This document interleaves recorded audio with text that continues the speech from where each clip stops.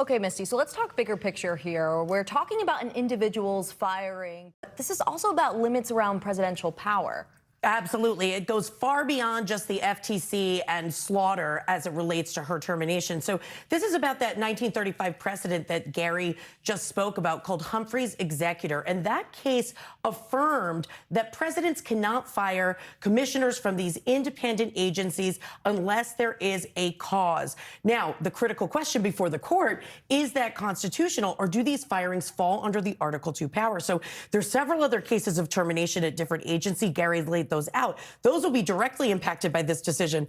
But there's also 20 plus other independent agencies created by Congress. Keyword, independent. They're not supposed to be where the president's whims can change who is in positions of power. So that's how expansive, if the court goes the way of the administration, the result could be very expansive when it comes to all of those administrative agencies. Yeah, on that point, let's dig into that a little bit more. So let's say there is a ruling in favor of President Trump. Looking down the line here, what kind of impact could you foresee? Well, so it's twofold, right? Because in the oral arguments yesterday, one is it seems pretty clear the court is poised to say the president has the ability to make this change at the FTC. But will they go so far as to overturn Humphrey's Executor, that precedent?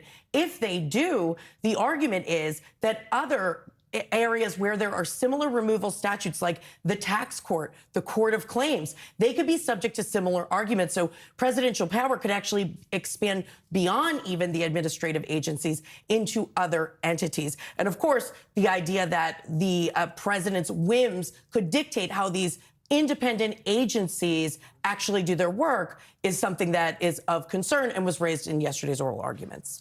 And Gary, before you go, let's talk what will be in discussion today. Today, the court will take up arguments on a case that's a major challenge to campaign finance regulations. What more can you tell us about that?